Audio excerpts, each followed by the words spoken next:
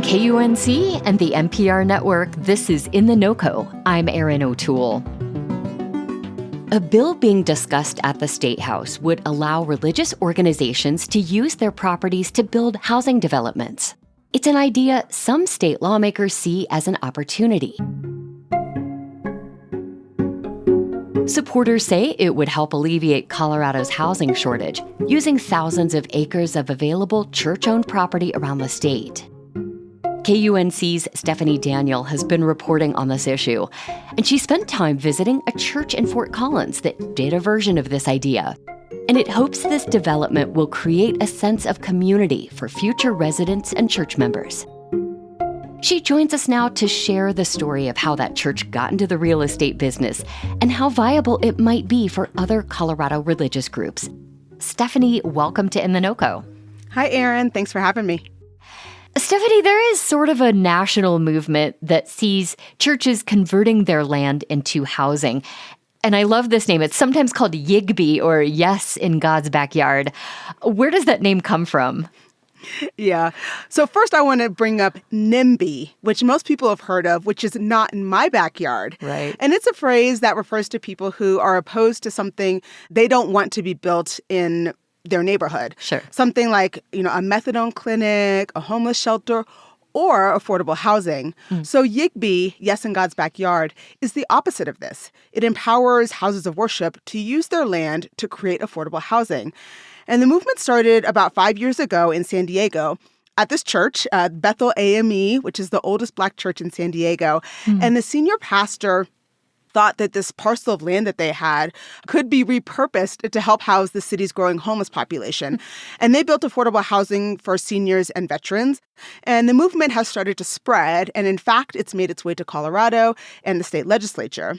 And last month, Democrats introduced a bill that allows faith-based and educational institutions to build housing on their land, even if the property isn't zoned for residential use. Now, you spoke with leaders at a church in Fort Collins that's currently building 83 affordable housing units for community members to rent or buy. What is appealing to churches who decide to pursue housing on their land? Well, I want to say first that churches have been repurposing their land and buildings to serve their communities for decades, and honestly, probably even centuries. I mean, that is just part of, a church's mission. The church in Fort Collins is Heart of the Rockies, and it's part of the Disciples of Christ Central Rocky Mountain region, which bought 11 acres of land in 1993 for the congregation. Okay. And the congregation is pretty small. It's under 200 people. So they decided to build a small church on the land and use the rest of it for something for the community. Here's Christina Mahon, and she heads up the church's board. We said, well, let's see what God has to bring to us. What are the opportunities that we could use the land? So we basically said, we have 8.5 acres of land, which we will donate to do something for the community. They got 9 proposals and chose 3 from nonprofits, and all of them focused on affordable housing and affordable childcare. So they moved forward, and now the first rental units will open early this summer. And then, Erin, back to your question about why churches are doing this. Here's what Christina had to say.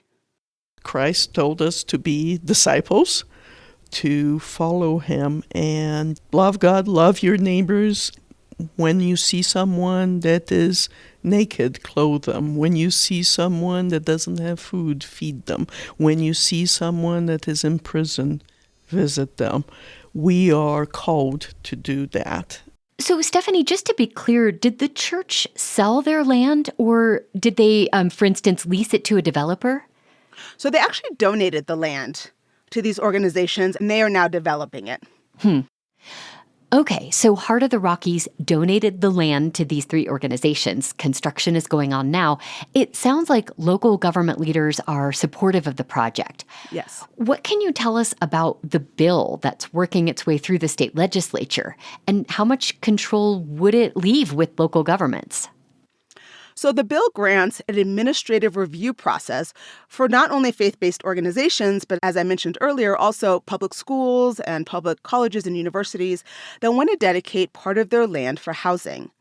Sponsors of the bill say that, in Jefferson, Denver, Arapahoe, and Douglas counties alone, religious institutions have about 5,000 acres of underdeveloped or underutilized land. Now, the bill will allow local governments to retain some of the tools that they already use to build and provide affordable housing. Things like deed restrictions, inclusionary zoning, low-income housing tax credits, and household income restrictions or requirements. And I think that this flexibility speaks to the concerns around local control versus state control. Stephanie, let's go back to Heart of the Rockies Church. Can you talk a little bit more about how they worked through this housing development process?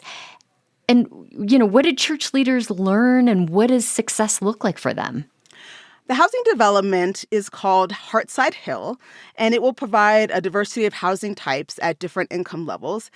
Now, it's a partnership between the church, Heart of the Rockies, as well as Habitat for Humanity and a local nonprofit developer called Care Communities and L'Arche, which is an international organization that provides home-based communities for adults with intellectual and developmental disabilities. Christina says that they've had to navigate through many things, like the city's process for developing affordable housing and the zoning. They held a lot of community and neighborhood meetings. And of course, they had to secure financing for a project that's going to cost tens of millions of dollars. Heartside Hill is not just housing. It will also have a playground, community gardens, a community center with a clubhouse, and they hope down the road to also add an affordable childcare facility. Christina was telling me that church members are already excited about the possibility of tutoring kids or using the community garden to grow food for the residents.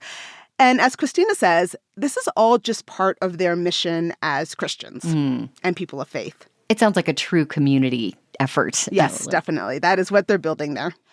We mentioned earlier that some state lawmakers want to give more churches the ability to convert their land into housing projects.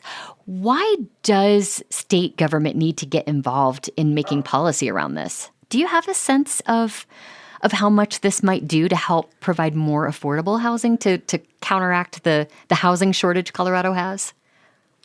I think this is one part of the solution. As I mentioned earlier, just within Denver, Douglas, Jefferson, and Arapahoe counties, 5,000 acres of land that houses of worship have that can be possibly used for affordable housing, that's a lot of land. Yeah.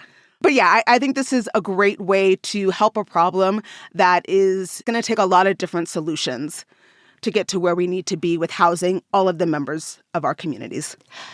KUNC's Stephanie Daniel has been reporting on this issue. Stephanie, thank you so much for joining me today. Thanks for having me, Erin. KUNC's Stephanie Daniel covered the Yes in God's Backyard movement to let more churches build housing.